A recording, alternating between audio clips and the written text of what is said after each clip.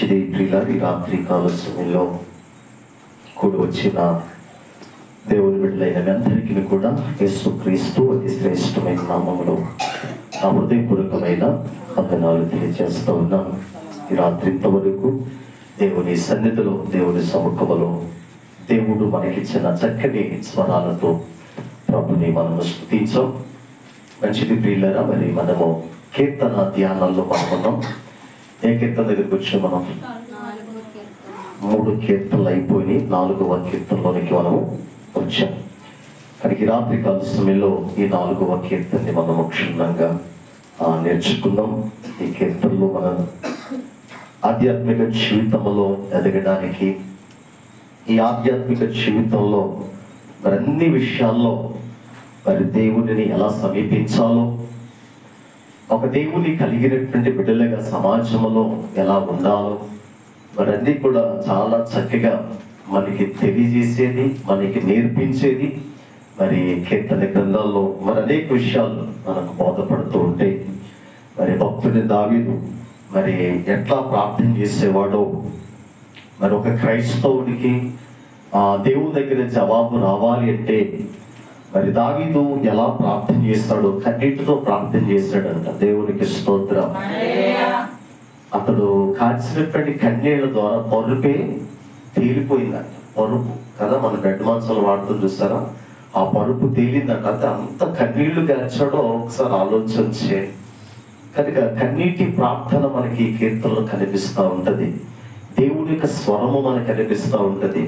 దేవుడి యొక్క మాట మన దేవుడు ఆ కీర్తనలో ప్రభువు మనకు కనిపిస్తూ ఉంటారు. కానీ రాత్రి కృతమైనటువంటి వర్తమానాన్ని మనం వినడానికి ప్రయత్నించేద్దాం. ఒక్కొక్క కీర్తన నేర్చుకోవడం వల్ల అనేక విషయాలు మనకి బోధపడుతూ ఉంటాయి. ఈ కీర్తనల ధ్యానం అయిపోయిన తర్వాత మరలా మరొక గ్రంథాన్ని మనం పరిశీలన చేయడానికి ప్రయత్నించేద్దాం. చూడండి, 4వ కీర్తన మొదటి వచ్చిన చదువు. పైన ఏమని రాయకూడదు, పైన చిన్న అక్షరాలతో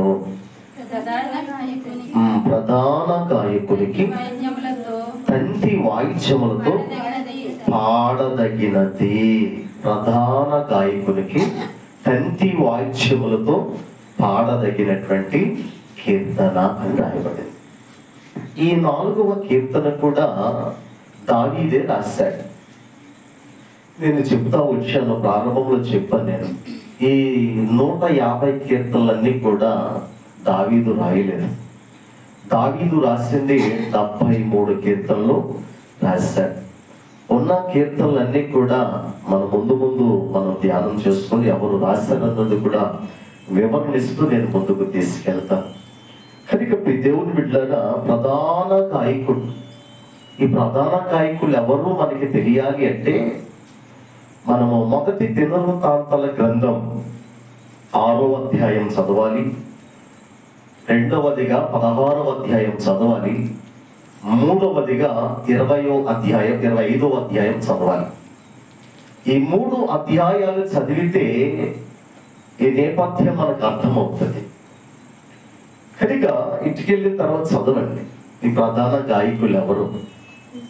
కనుక దేవుని బిడ్డలారా, ఇక్కడ తంతి వాద్యములతో పాడదగినటువంటి కీర్తన రాసుకున్నారా? మళ్ళీ చెప్తాను, రాసుకునేది మొదటి దినవృత్తాంతాల గ్రంథము 6వ అధ్యాయం. అదే మొదటి దినవృత్తాంతాల గ్రంథం 16వ అధ్యాయం. అదే మొదటి దినవృత్తాంతాల గ్రంథం 25వ అధ్యాయం. క్షుణ్ణంగా చక్కగా చదవండి, మీకు అన్ని విషయాలు బోధపడతాయి. 2 బైబిళ్ళు ఇంట్లో ఉంటాయి కదా, ఎంతమంది అంత బైబిల్ ఉంటాయి కదా. ఈ 4 కీర్తనలు పక్కన పెట్టండి. ఇప్పుడు నేను చెప్పినటువంటి ఆ మొదటి దినవృత్తాంతం ఆ గ్రంథ ఆ అధ్యాయాలు కూడా చదవండి. మీకు చాలా విషయాలు అక్కడ బోధపడతాయి. కనుక ఇక్కడ ఏమని సంబోధిస్తున్నాడు, ఏమని తెలియజేస్తున్నాడో మొదటి వచ్చిన నా నీతికి ఆధారమగు దేవా, నేను మొరపెట్టినప్పుడు నాకు ఉత్తరమిమ్ము. నా నీతికి ఆధారమగు దేవా, నేను మొరపెట్టినప్పుడు నాకు ఉత్తరమిమ్ము. ఇక్కడ భక్తుడిని దావీదు తెలియజేస్తున్నటువంటి నా నీతికి ఆధారము ఎవరు? దేవుడే. నా నీతికి ఆధారము ఇశ్రాయేలు ప్రజల్లో అంతకు ముందు ఉన్నటువంటి రాజులు కాదు, లేకపోతే మా తండ్రి మా తల్లి అని చెప్పట్లేదు, లేకపోతే మా గ్రామంలో ఉన్నటువంటి పెద్ద అనట్లేదు. దావీదు ఒక అద్భుతమైనటువంటి విషయాన్ని ఇక్కడ తెలియజేస్తున్నాడు. నా నీతికి ఆధారమగు దేవుడా. మన నీతికి ఆధారం ఎవరు? కాబట్టి దేవుడే. ఎందుకు మీరు నీతిమంతులా అనీతిమంతులా? చెప్పండి, ఎవరు మీరు? చెప్పాలి, మీరు ఎవరు? నీతిమంతులే కదా. దేవునికి స్తోత్రం. మన నీతిమంతులమే. ఎలా చెప్పగలుగుతారండి మీరు నీతిమంతులని? రోమిలికి రాసినటువంటి పత్రికలు రాయబడి, జగతికి పునాది వేయబడక మునిపే మనం ఎవరి ప్రణాళికలు ఉన్నాం? దేవుని ప్రణాళికలో, దేవుని చిత్తములో ఉన్నాం. కనుక మునుపు మనం అనీతిమంతులమే, పాపులమే, అభాగ్యులమే. ఎప్పుడైతే ప్రభుని తెలుసుకున్నామో, ఎప్పుడైతే మనం రక్షించబడ్డామో, ఎప్పుడైతే మనము ఆయన రక్తంలో కడగబడ్డామో, మనం నీతిమంతులుగా మార్చబడ్డాం. మన నీతిమంతులు, నో డౌట్, అందులో ఏ సందేహం లేదు. మనము నీతిమంతులము. ఎలా నీతిమంతులము? యేసుక్రీస్తు వలననే, ఆయన కాచినటువంటి రక్తము వలననే కడగబడినటువంటి మనమందరము కూడా నీతిమంతులం. దేవునికి మహిమ కలుగునుగాక. చాలా మందికి ఎక్కడో డౌట్ వస్తుంది, ఎలా నీతిమంతుడు అవుతాను నేను? ఏ విధంగా నీతిమంతుడు అవుతాను నేను? మనము నీతిమంతులమేనండి. ఎప్పుడైతే రక్తంలో కడగబడ్డామో అప్పుడే మనం ఏమైపోయాము? నీతిమంతులమై. కనుక ఆ నీతిని మనం కాపాడుకుంటూ వెళ్ళాలి. నీతిని మనం ఏం చేయాలా? కాపాడుకోవాలి. ప్రతిరోజు కాపాడుకోవాలి, ప్రతిదినము మనము కాపాడుకోవాలి. 10 మందిలో కూర్చున్నప్పుడు కాపాడుకోవాలి, ఒంటరిగా ఉన్నప్పుడు కాపాడుకోవాలి, వేల మంది ప్రజల్లో ఉన్నప్పుడు కాపాడుకోవాలి, చూడకూడని దృశ్యాన్ని చూసినప్పుడు మనం కాపాడుకోవాలి, మాట్లాడకూడనటువంటి వినకూడనటువంటి మాటలు మన చెవులు పడ్డప్పుడు మనం కాపాడుకోవాలి. అన్ని విషయాల్లో, అన్ని సందర్భాలలో, అన్ని పరిస్థితుల్లో మన నీతిని మనము కాపాడుకుంటూ వెళ్ళాలి. దేవుడు ఎప్పుడూ ఆయన ప్రణాళికను, జగతికి పునాది వేయబడక మునిపే ఈ వీరన్నపాలెం ప్రాంతంలో దైవచ్చినటువంటి ప్రసంగిరాజు ఆయన ప్రణాళికలో ఉన్నాడు. ఇక్కడ కూర్చున్నటువంటి మీరు అందరూ కూడా ఆయన ప్రణాళికలో ఉన్నారు. మీరు దేవునికి స్తోత్రం. చాలా మంది అనుకుంటారు, నాకున్నటువంటి ఆలోచన, ఇది నా అభిప్రాయం మాత్రమే, ఆ పలానా సంఘములో ఉంటే బాగుండు కదా, ఆ పాస్టర్ గారు మనకి పాస్టర్ గారు అయితే బాగుండు కదా అనుకుంటాను. అది నీ ఆలోచన మాత్రం. దేవుని ఆలోచన ఏంటో తెలుసా? దేవుని ప్రణాళిక ఏంటో తెలుసా? ఎవరిని ఎక్కడ పెట్టాలో, ఎవరు ఏ సంఘములో ఉండాలో, ఏ సంఘానికి ఎవరు సేవకుడో ఎప్పుడూ ఆయన ప్రణాళికలో ఉన్న మనమంతా. దేవునికి స్తోత్రం. కనుక దేవుని బిడ్డలాగా దావీదు అంటున్నాడు, నా నీతికి ఆధారమగు దేవా. ఒప్పుకుంటున్నాడు, నేను ఇలా నీతిమంతుడిగా మలచబడ్డానికి మీరే కారణం దేవా, నీవే కారణం. మనము కూడా ఒప్పుకోవాలి మన నీతికి. ఈరోజు మనము నీతిమంతులను తీర్చబడ్డాము, నీతిమంతుల జాబితాలో చేర్చబడ్డాము, నీతిమంతులుగా పిలువబడ్డాము, నీతిమంతుల గుంపులో ఉండడానికి ఆయనే కారణమని, ఆయన వల్లే నీతిమంతులుగా మలచబడ్డామని మనము ఒప్పుకోక తప్పదు. దావీదు ఒప్పుకుంటున్నాడు, మనము కూడా ఒప్పుకోవాలి. దేవునికి స్తోత్రం. ఆయన నీతి మనలో ఉంది కదా. ఆయన నీతి మనలో ఉంది కాబట్టి అన్యాయం చేయలేకపోతుంది ఎవరు కదా. ఆ నీతి మనలో ఉంది కాబట్టి నీతి తప్పలేకపోతున్నాం. మనం ఇతరులు నడిచినట్లుగా మనం నడవలేకపోతున్నాం. మన ముందు ఎన్నో జరుగుతూ ఉన్నాయి, మన ముందు ఎన్నో చూస్తూ ఉన్నాం. అన్యాయం జరుగుతుంది చూస్తున్నాం, అక్రమాన్ని చూస్తున్నాం. ఎవరి ఇవన్నీ ఎన్నెన్నో మనం చూస్తున్నాం. లోకస్తులు చేసినట్లుగా, వాళ్ళు చేసినట్లుగా, వాళ్ళు జీవించినట్లుగా, వాళ్ళు మాట్లాడినట్లుగా, వాళ్ళు నడిచినట్లుగా మనం నడవకపోవడానికి గల కారణం ఏంటంటే మనలో ఒకటి ఉంది. ఏంటో తెలుసా? నీతి. దేవునికి స్తోత్రం. ఆ నీతి మనం ఏం చేస్తుంది తెలుసా? అన్యాయం చేయకుండా ఆపుతుంది. ఆ నీతి మనం పాపం చేయకుండా ఆపుతుంది. ఆ నీతి మనం దోపిడీ చేయకుండా ఆపుతుంది. ఆ నీతి ఎదుటి వాళ్ళ దగ్గర దోచుకోకుండా ఆపుతుంది. మనం గ్రహించాల్సి. ఇందును బట్టి మనం ఎవరము నీతిమంతులం. దేవునికి స్తోత్రం. ఆ నీతే కనుక మనలో లేకపోతే సమాజం ఎలా ఉందో మనం కూడా అలాగే ఉండేవాళ్ళం. సమాజంలో మనుషులు ఎలా బ్రతుకుతున్నారో మనం కూడా అలాగే బ్రతికేవాళ్ళం. చాలా విచిత్రమైన బాధాకరమైనటువంటి విషయం ఏమిటి అంటే, నా ప్రియ దేవుని బిడ్డలారా, ఈ రోజున మనిషి యొక్క మనుగడ అదుపు తప్పిపోయింది. నేను మధ్యాహ్నం పట్టుకొని ఆలోచన చేస్తా ఉన్నాను. మనిషి యొక్క జీవితాలు ఏమైపోయి అదుపు తప్పిపోయింది. అది కుటుంబ వ్యవస్థే కావచ్చు, మనిషి జీవితమే కావచ్చు, అదుపు తప్పాయి. అదుపులోనే ఉండే జీవితాలు. అందుకే నీతి బాలిపతులు ఎవరు అదుపులో ఉంటారో, ఎవరు అదుపు తప్పారో వాళ్ళు నీతిగా ఉంటారు, నైతిక విలువలు కలిగి ఉంటారు. ఎవరైతే నీతి తప్పుతారో ఆ నైతిక విలువలు వాళ్ళలో కనిపించు. దేవునికి మహిమ కలుగును గాక. నీతి బంధం. రాత్రి నేను ప్రార్థన చేసి పడుకున్నాను.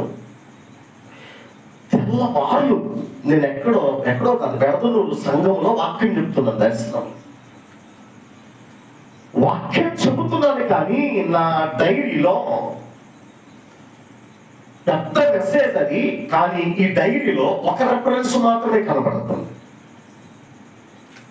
ఒకటే రెఫరెన్స్. చాలా తండ్రులు పడుతున్నాను. ఏంటి ఎంత మెసేజ్ ఉంది కదా, ప్రజలు వింటున్నారు కదా, నా వైపు చూస్తున్నారు కదా, ఆసక్తితో ఉన్నారు కదా, వాళ్ళకి నేను వాక్యాన్ని చెప్పాలి కదా. ఆ డైరీ అంతా చూస్తున్నారు, కానీ పట్టి చూస్తున్నారు, కానీ చాలా రెఫరెన్స్లు ఉన్నాయి, కానీ ఒకటే కనిపిస్తుంది. అది నిర్గమకాండము 4వ అధ్యాయం 12వ వచనం. ఆ రెఫరెన్స్ కనిపిస్తాం. నాకు చాలా ఆశ్చర్యం అనిపించింది ఆ దర్శనంలో కూడా.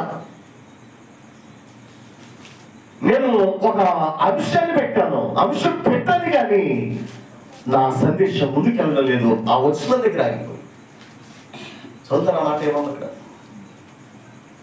నిర్గమకాండం 4వ అధ్యాయం 12వ వచనం.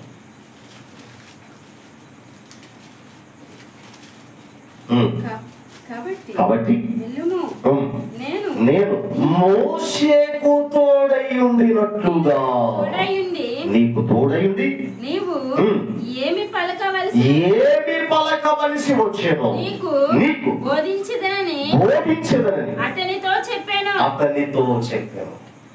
అద్భుతమైన మాట అండి. మోషేకు నోటికి తోడై ఉన్నట్లుగా నేను నీ నోటికి ఎలా ఉంటానన్నాడు ఆయన? తోడై ఉంటానన్నాడు. దేవునికి మహిమ కలుగును గాక. ఇప్పుడు ఎక్కడ నిలబడినా, ఏ ప్రాంతంలో నిలబడినా, ఏ స్థలంలో నిలబడినా దాని అర్థమేంటో తెలుసా? నీ మీద నీవు ఆధారపడుకో, నేను నీలో ఉండి మాట్లాడుతానంటున్నాడు ఆయన. దేవునికి స్తోత్రం. మోషేకు తోడై ఉన్నట్లుగా నేను ఉదయాన్నే లేచి ఏమిటా భావం, ఏమిటా మాట, ఎంతలో లేదు నన్ను, ఇదే నా డైరీ కనబడుతుంది, సంఘంలో ఉన్నాను, పులిపిట్ మీద నిలబడి ఉన్నాను, ఇదే వచ్చిన కనబడుతుంది. ఈ వచ్చిన కనబడుతుంది. ఏంటో తెలుసా? మోషే నోటికి తోడైనట్లుగా ఈ నోటికి నేను తోడై ఉంటాను. కనుక ప్రతి మనం ఒప్పుకోవాలి. ఏంటో తెలుసా? మనం నీతిమంతులమని మనము ఒప్పుకోవాలి.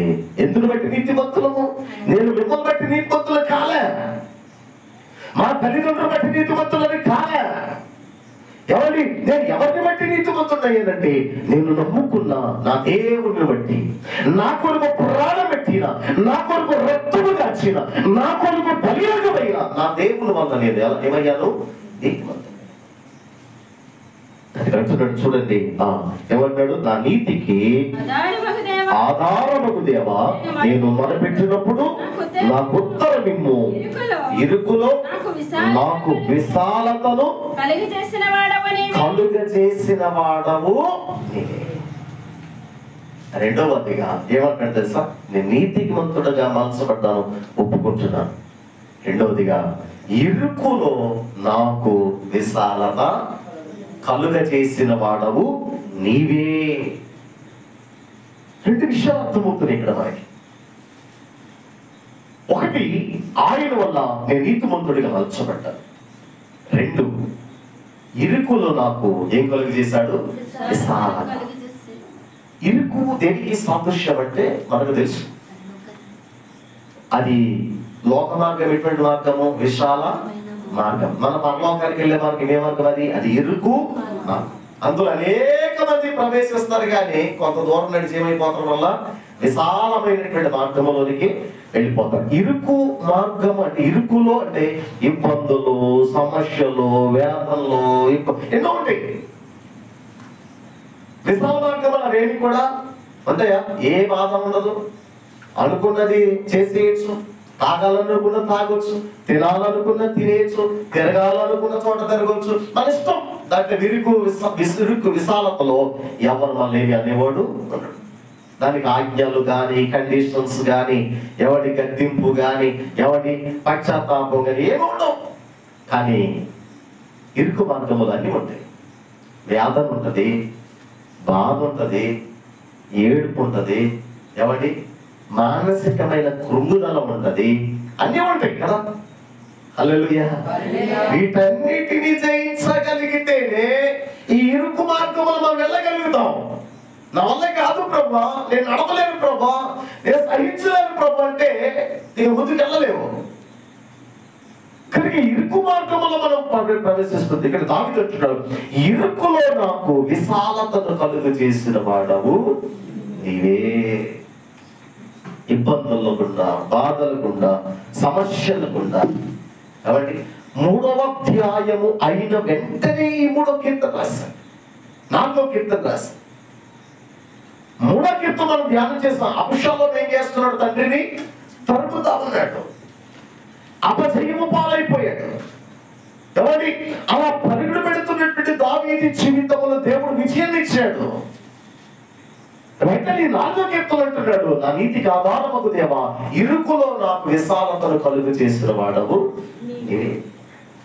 ఈ రాత్రి దైవజనంగా దేవుని బిడ్డలారా, మన ఇరుకులు ఇరుకులో మనం కూడా ఉన్నామేమో, ఇబ్బందికరమైన పరిస్థితులు కూడా మనం ప్రయాణం చేస్తున్నామేమో,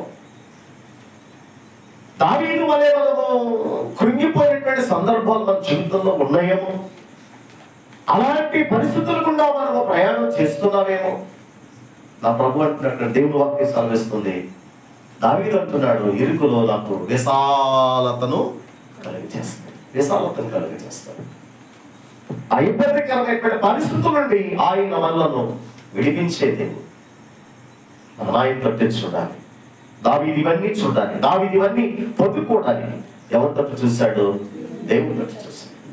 అని రాశాడు, నేను మొరపెట్టినప్పుడు నీవు నాకు ఉత్తరం ఇవ్వు. అందుకని మన ప్రార్థన దేవుడు ఆలకించాలంటే మనం ఏముండాలి? నీతిమంతులుగా మనము మలచబడాలి. ముందు ఆ మాట గుర్తు చేశాడు కదా, నా నీతికి ఆధారమగు దేవా, నేను మొరపెట్టినప్పుడు నీవు నాకు ఉత్తరం ఇవ్వు. దేవుడు మనం ఆలకించాలంటే మనం ఏమై ఉండాలి? నీతిమంతులుగా ఉండాలి. ఎప్పుడైతే నేను పాపినని మనం ఒప్పుకున్నామో, బాప్తిస్మం తీసుకున్నామో, రక్షణ పొందామో, బాప్తిస్మం తీసుకున్నామో, ఆనాటి ఆ నీతిని మనం కాపాడుకుంటూ మనం వెళ్ళాలి. అలా నీతిమత్వము కలిగి, నీతి ప్రవర్తన కలిగి, నీతి ఫలములు కలిగి ఎప్పుడైతే ప్రార్థన చేస్తామో దేవుడు ఆ ప్రార్థనకి ఖచ్చితంగా జవాబిస్తాం. కనుక మొదటిగా నీతికి ఆధారమగు దేవుడు మనం ఒప్పుకోవాలి. మన నీతిమంతులుగా మార్చబడడానికి దేవుడే కారణం. రెండోది, ఇరుకులో నాకేం కలుగు చేసాం? విశాలత కలుగు చేసామని తెలియజేస్తాడు. నన్ను కరుణించి నా ప్రార్థన అంగీకరించుము. నరులారా ఎంతకాలము నా గౌరవమును అవమానముగా మార్చెదరు, ఎంతకాలము వ్యర్థమైన దానిని ప్రేమించెదరు, ఎంతకాలము అబద్ధమైన వాటిని వెతికెదరు. వినండి, దావీదు అటు దేవునితో మాట్లాడుతున్నాడు, ఇటు మనుషులతో మాట్లాడుతున్నాడు. ఆశ్చర్యంగా చూడండి, అటు ఎవరితో మాట్లాడుతున్నాడు? దేవునితో మాట్లాడు. ఇటు ఎవరితో మాట్లాడుతున్నాడు? మనుషులు. దేవుడు నరులారా ఎంతకాలము నా గౌరవమును అవమానముగా మార్చుతారు. నిజమే కదా, మన గౌరవాన్ని కూడా ఏం చేస్తారు మనుషులు? అవమానముగా మార్చడానికి ప్రయత్నం చేస్తారు. ఇప్పుడు దావీదు గౌరవాన్ని అవమానంగా మార్చడానికి సౌలు ఎంత ప్రయాసపడ్డాడు, ఎంత పరిగెట్టాడు దావీదు వెంట కదా. ఎంతమంది కుట్రలు పడ్డారు దావీదు మీద. అంటే మనుషులతో మాట్లాడుతున్నాడు. ఎంతకాలము నా గౌరవాన్ని అవమానంగా మారుస్తారు అంటే ఇంకేమంటాడు ఇక్కడ? ఎంతకాలము యెహోవా తన భక్తులను అది మంచదు, అది అవసరం మంచదు. ఎంతకాలము వ్యర్థమైన దాన్ని ప్రేమించదరు, ఎంతకాలము అబద్ధమైన వాటిని వెతికెదరు. ఎంతకాలం వ్యర్థమైన దాన్నే ప్రేమిస్తారా? పనికిరాని వాటినే ప్రేమిస్తారా? పనికిరాని వాటి మీద చూపా? ఎంతవరకు అబద్ధములే చెబుతా ఉన్నారు మీరు. మనుషులతో మాట్లాడుతున్నాడు, మనుషులు తెలియజేస్తారు. నా గౌరవాన్ని అవమానకరంగా మారుస్తున్నారు. మీరు వ్యర్థమైన వాటిని ప్రేమిస్తున్నారు, మీరు అబద్ధాలు చెబుతా ఉన్నారు అని చెప్తే ఇంకా చదవమ్మా. యెహోవా తన భక్తులను తనకి ఏర్పరచుకొనుచున్నాడని, యెహోవా తన భక్తులను తనకి ఏర్పరచుకొనుచున్నాడని తెలుసుకొనుడి. దేవుడు తన భక్తులు ఏం చేస్తున్నాడంట? తన కొరకు ఏర్పరచుకుంటున్నాడు. అందుకని 116 కీర్తన మనం భక్తుల మరణం ఆయన దృష్టికి ఎలాంటిదంట? విలువైనది. తన భక్తులు తానే ఏం చేస్తున్నాడంట? ఏర్పరచుకుంటున్నాడు. అదే నా సేవకుని ప్రాణమును నేను విమోచిస్తానంటున్నాడు. తానే ఏర్పాటు చేసుకుంటున్నాడు. ఇప్పుడు మనం అందరూ కూడా ఎవరమో ఆయన ఏర్పాట్లో ఉన్నవాళ్ళం.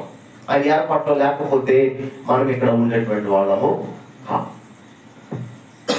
ఆయన చిత్తంలో మనం, ఆయన ఏర్పాట్లో మనం ఆయన ఏర్పాటు చేసుకున్నాడు. ఇదిగో ప్రసంగి రాజు అయితే నన్ను ఆయన ఏర్పాటు చేసుకున్నాడు. ఈ ప్రాంతాల్లో పరిచయం చేయడానికి, ఈ ప్రాంతంలో సేవ చేయడానికి, ఈ ప్రాంతంలో మిమ్మల్ని ఆయన ఏర్పాటు చేసుకున్నాడు. నేను ఎప్పుడు చెబుతా ఉంటాం చాలా సందర్భాల్లో, మనం చాలా ధన్యులం అని. ఎందుకు ధన్యులం? మనకి ఎవరి ప్రణాళికలు ఉన్నాం? దేవుని ప్రణాళికలు మనం ధన్యులం అండి. ఎగిరి గొంతే ఆయన చిత్తంలో మనం ఉన్నాం. ఎప్పుడు తెలుసా? భూమి పుట్లే, మనుషులు పుట్లే, భూమి ఆకాశం పుట్లే, కానీ మనకి ఎవరి ప్రణాళికలు ఉన్నాం? ఆయన ప్రణాళికలు ఉన్నాం. నీవు అన్న మనిషిని ఆయన ఆలోచనలో ఉన్నావు. నేను ఆయన ఆలోచనలో ఉన్నాను, ఆయనలో ఉన్నాను నేను. కనుక మనము ధన్యులము. ఇందును బట్టి మనం సంతోషించాలి. తన భక్తులను ఆయనే ఏర్పాటు చేసుకుంటాడు. సరే, ఎంత అద్భుతమైనటువంటి మాట ఇక్కడ. నేను యెహోవాకు మొరపెట్టగా ఆయన ఆలకించును, భయము నుండి పాపము చేయకుడి. ఏం చేయకూడదంట? నేను ఎవరికి ప్రార్థన చేస్తున్నాను? యెహోవాకు మొరపెట్టగా ఆయన ఏం చేస్తాడంట? ఆలకించును, భయము నుండి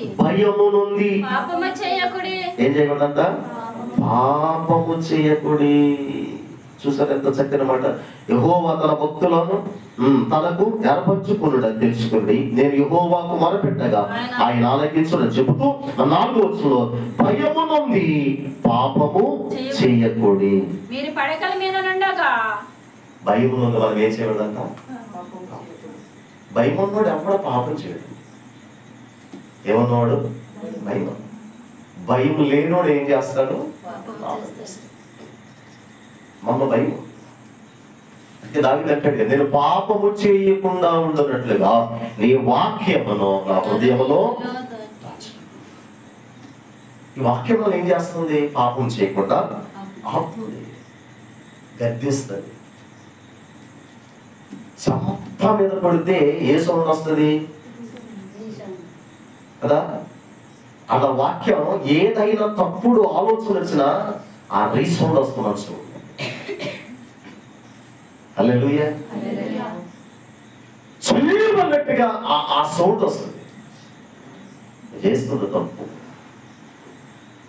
నేను నడుస్తున్న మార్గం సరైనది కాదు. పతి పతి పతి పతి పతి మనల్ని గుచ్చుతూ ఉంటుంది ఆ వాక్యం మన హృదయం నుండి. భయము నుండి పాపం చేయకూడదు. భయము లేకపోతే పాపములోనికి పడిపోతాము. పాపం మన మీద ఏలుబడి చేయకూడదు. పాపానికి మన మీద అదానికి ఇవ్వకూడదు, అదానికి ఉండకూడదు, దానికి తాము ఉండకూడదు. అది మన మీద ఏలుబడి చేయకుండా ఉండాలంటే మనకు భయం ఉండాలి. దేవుడు అంటే భయం ఉండాలి. దేవుడు అంటే భయం ఉండాలి. చూసారా, భయము నుండి భయము నుండి పాపము చేయకుడి. మీరు పడకల మీద ఉండగా మీ హృదయములలో ధ్యానము చేసుకొని ఊరకొనుడి. మన పడకలో ఉన్నప్పుడు ఏం చేయాలంట? ధ్యానం చేయాలి. ఏ ధ్యానం చేస్తారు? నిజంగా ఏదన్నా సినిమా చూసాం అనుకోండి, పడుకుంటే ఏమవుద్ది? భగవద్గీత అంటారు. ఎందుకని? అది గుర్తొస్తుంది. ఏంటది? ఏమైతే చూసావో అవును, ఆ ఊరికే నవ్వుతుంది కళ్ళు మూసుకున్నట్లు. నేను దెయ్యమే ఇంద్రబాబు అనుకున్నా. లేకపోతే అడ్డుతుంటే ఒక కామంటుంది, ఏం చేసి సీరియల్ పడుతున్నాను మొక్కాయి దాంట్లో జోకు గుర్తు అవసరం అన్నది. ఏ గుర్తు వచ్చిందట? జోకు గుర్తు వచ్చి నవ్వుతుందట. సరే, కానీ మన పడకల మీద ఉన్నాక మనం ఏం చేయాలంట? ధ్యానము చేసి ఊరుకొనుడి. నేను అదే చేస్తాను. నా పడుకున్నప్పుడు ఒక్కసారి దేవుని గుర్తు చేసుకుంటా, వాక్యాన్ని గుర్తు చేసుకుంటా. దేవుడు చక్కగా దర్శనంతో మాట్లాడండి. మీ చిత్తం ఏంటి? మీ ప్రణాళిక ఏంటి? పరిసర పట్ల, సంఘాల పట్ల, మా పట్ల మీ సంకల్పాలు ఏంటి? ఆయన పడుకున్నప్పుడు మనం ధ్యానం చేయాలి. విన్న వాక్యాన్ని ధ్యానం చేయాలి. చదివిన వాక్యాన్ని ధ్యానం చేయాలి. ఈరోజు వాక్యం చదివారా? ఉదయాన్నే చదివారా? చదివిన వాక్యాన్ని ఏదో పడుకునేటప్పుడు మళ్ళా గుర్తు చేసుకోవాలి. వాక్యం ఉంది కదా, రాశారు కదా, ఈ మాట నా కోరికేనేమో. మనం ధ్యానం చేసుకోవాలి. మన పడకల మీద ఉన్నప్పుడు ధ్యానం చేసి మనం ఏం చేయాలంట? ఊరుకొనుడి. దేవుడి తర్వాత కార్యాన్ని అలా చేస్తారు కదా. ఖచ్చితంగా పడుకున్నప్పుడు ప్రార్థన చేసి పడుకున్నప్పుడు మనం ఏం చేయాలి అంటే, నా పొద్దున ఫోన్లు వస్తే అప్పుడు ఫోన్ లిఫ్ట్ చేయరు. ఫోన్ వచ్చినా నాకు ఎవరు పొద్దున వచ్చినా ప్రార్థన చేయకుండా, దేవుడితో మాట్లాడకుండా ఎవరితో మాట్లాడను, ఫోన్ కూడా అటెండ్ చేయలేదు. హల్లెలూయా. నా ఫాల్స్ అది మాట్లాడబుద్ది కాదు. కనీసం మోకరించి తండ్రి దేవాన్ని ఆయనతో మాట్లాడిన తర్వాత నా ఫోన్ కానీ ఏం అటెండ్ చేస్తాను. నాకు నా సేవ కూర్చొని నాకు అలవాటు అయిపోయింది. మాట్లాడబుద్ది కాదు. లేవంగానే నాకు దేవునితో మాట్లాడాలి. పడుకునేటప్పుడు ఆయనతో మాట్లాడాలి. పడకల మీద ఉన్నప్పుడు ఆయన గురించి మనము ధ్యానము. అదే దావీదు అంటాడు, నేను పడుకొని నిన్ను గురించి ధ్యానం చేసినప్పుడు నాకు క్రొవ్వు మెదడు దొరికినంత తృప్తిగా. ఎంత అద్భుతమైన మాట ఏంటంట? క్రొవ్వును మెదడు దొరికినట్టు అంత తృప్తిగా ఉంది ఈ మాటలే ధ్యానం చేస్తా ఉంటే. మనం మన ఊరికే పనికిరాని వాటి గురించే ధ్యానం చేస్తాం. ఎవరి వ్యర్థమైన దాని గురించి మనం ధ్యానం చేస్తాం. వాటి వల్ల ఉపయోగం లేదు. కనుక ఊరకనే ఉండి మీరు మీ హృదయంలో ధ్యానం చేసుకుని ఊరుకుని. 5వ వచనం, నీతియుక్తమైన బలులు అర్పించుచు యెహోవాను నమ్ముకొనుడి. ఏ బలులంట?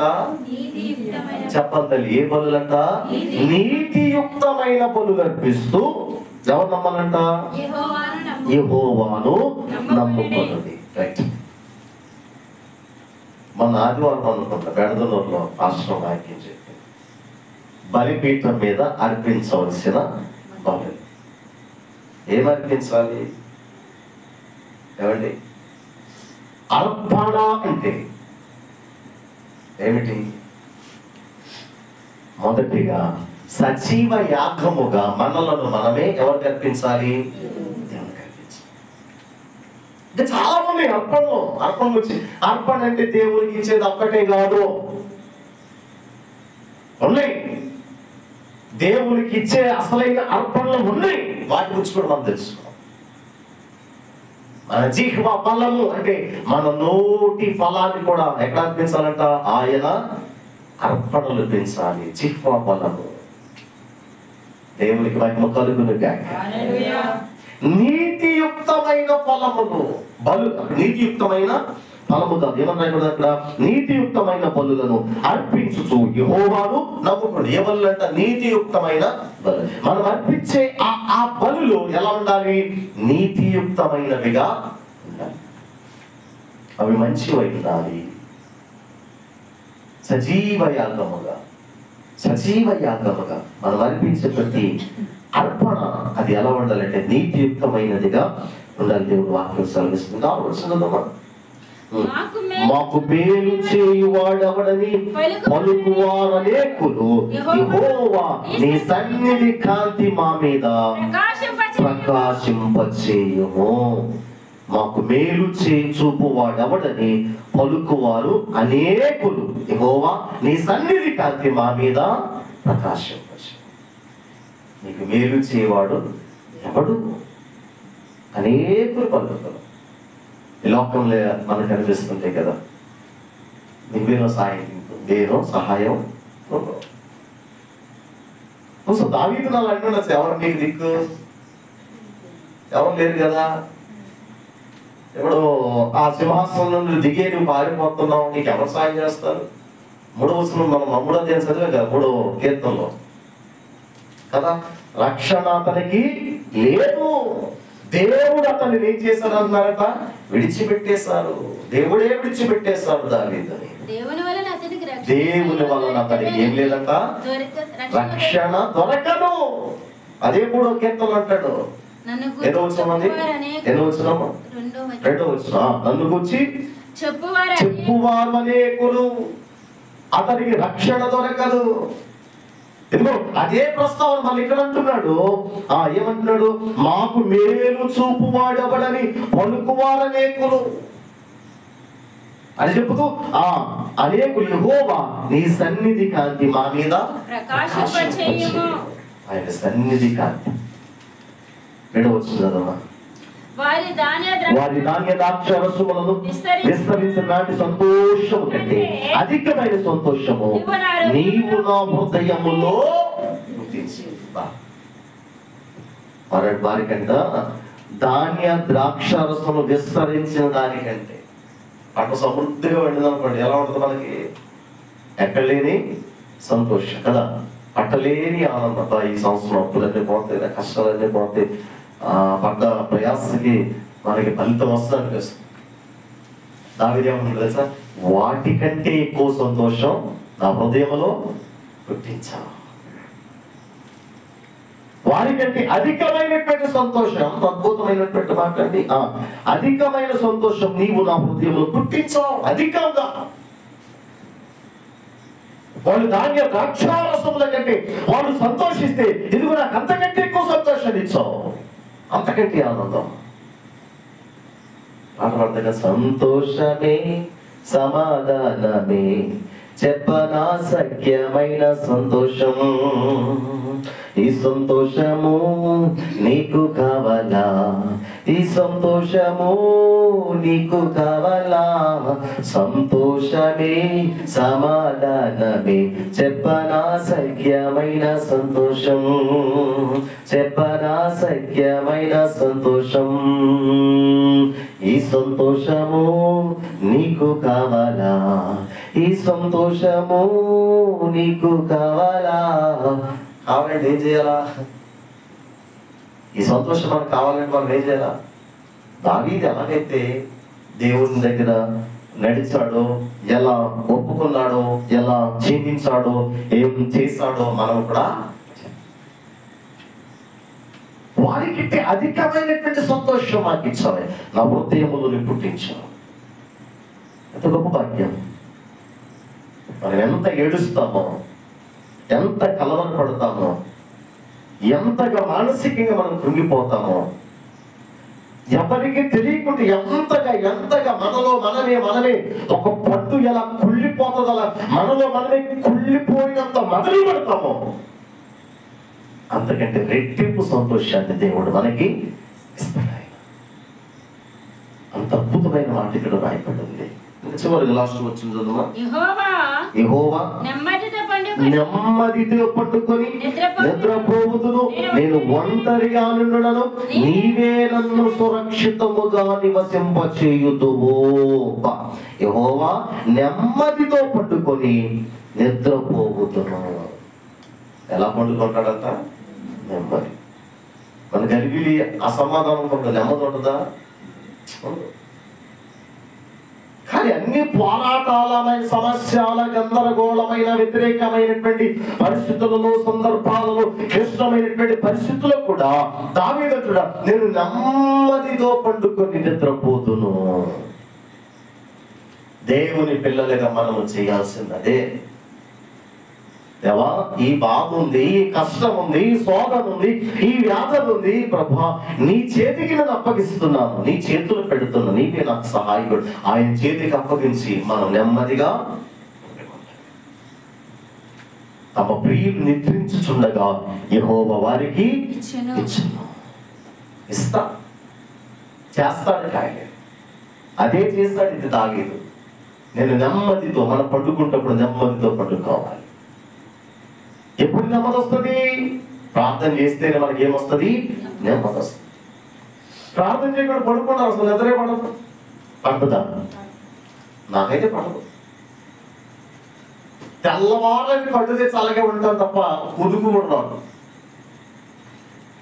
ఎప్పుడు నెమ్మది మన జీవితంలో కలుగుతుందంటే మనం ప్రార్థన చేసినప్పుడు మనకి ఏం కలుగుతుంది? అది చెప్పాడు కదా, నేను నెమ్మదితో పండుకొని ఏమంటాడు?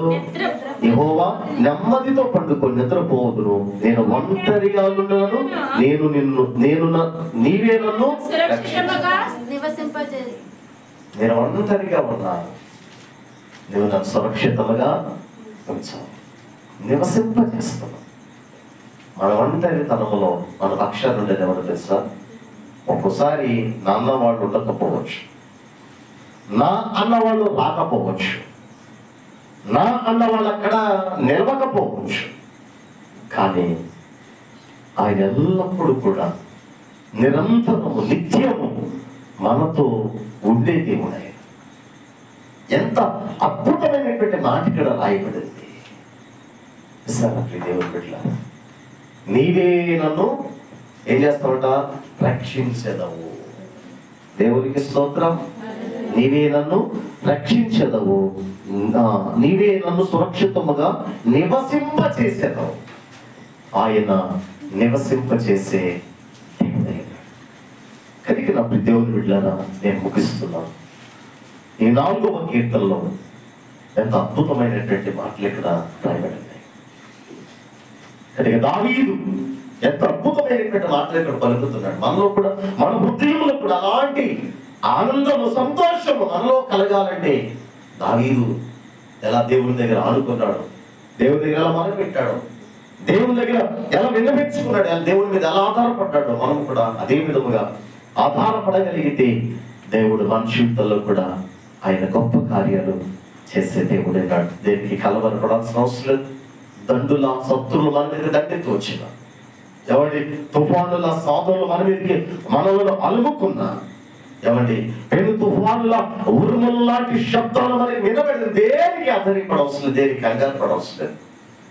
ఇప్పుడు దావీదు అన్నట్లుగా నేను నెమ్మదితో పడుకుంటాను, నెమ్మదిగా నిద్రపోతాను.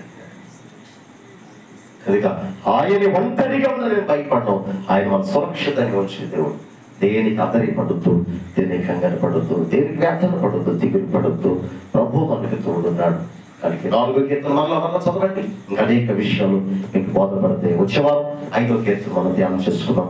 ఈ కొద్ది మాటలు దేవుడు మన వినికిట్లో దీవించి ఆస్తున్న కృప అట్టి ధన్యత దేవుడు మనకు అనుగ్రహించి వర్తింపచేసి దావీదుకి ఇచ్చినటువంటి ఆ సంతోషం దేవుడి రాత్రి మనందరికీ కూడా అనుగ్రహించును గాక. అందరికీ నా హృదయపూర్వకమైన వందనాలు.